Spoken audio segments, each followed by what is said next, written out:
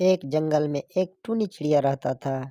उसका बेटा टुन्नू और टुन्नी दोनों जंगल में अनार का खेती करता था। वह उन अनारों को बाजार में बेचा करता था।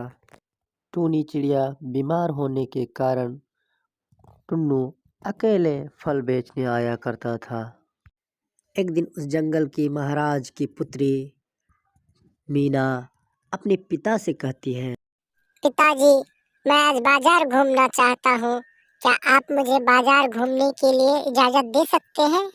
हाँ बेटा, तुम बाजार घूमने जाओ, लेकिन सेनापति के साथ तुम्हें जाना पड़ेगा ताकि तुम्हें किसी ने नुकसान ना पहुंचाए, समझे? ठीक है, मैं सेनापति से कह देता हूँ और तुम उसके साथ जाना।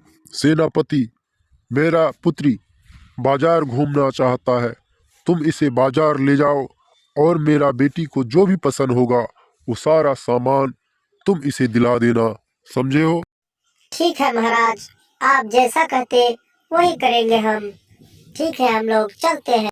जालिम महाराज के ऐलान सुनते ही सभी पक्षी परेशान हो जाते हैं। अरे रानू चिड़िया, क्या तुम्हें मालूम है हमारी जंगल की जालिम महाराज फिर अपना बेटी को सैर करने बाजार भेज रहा है। कहीं तुम फंस मत जाना, नहीं तो तुम्हारा ठेला पूरा खाली कर देगा। पिछली बार तो जंगल का बहुत सारा सोना लूट के चला गया था, एक भी पैसा नहीं दिया था। हाँ लूसी बहन, उस बार तो मेरा ज्वेलर का दुकान था, उसी राजा ने लूट कर मुझे सड़क पर ला दिया। और उधर कालू कौवा भी ऐलान सुनकर परेशान हो जाते हैं और परेशान होके अपने पत्नी गौरी से कहते हैं, गौरी, फिर आज एक मुसीबत आने वाला है। महाराज की बेटी फिर जंगल सैर करने वाले हैं। पता नहीं, पहली बार तो हम सब लूट गए थे, इतना सारा संपत्ति सब लूट के चले गया था। इस सब में हम लोग का ही दोष है, क्योंकि हम लोग ने पहले वाले महाराज का साथ ना देके इस जालिम महाराज का साथ लिया था। तभी से जंगल का कोई पक्षी चक सुकून और चैन से नहीं बैठ पाता।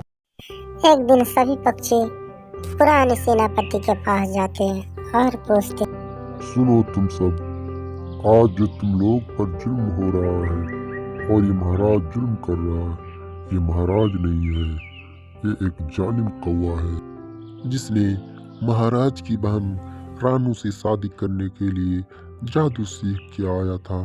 और उसने एक दिन अपना रूप बदल के पहले रानू को फंसाया, फिर महाराज की रूप धारण करके जंगल के पक्षियों पर जुल्म किया और महाराज को बदनाम किया।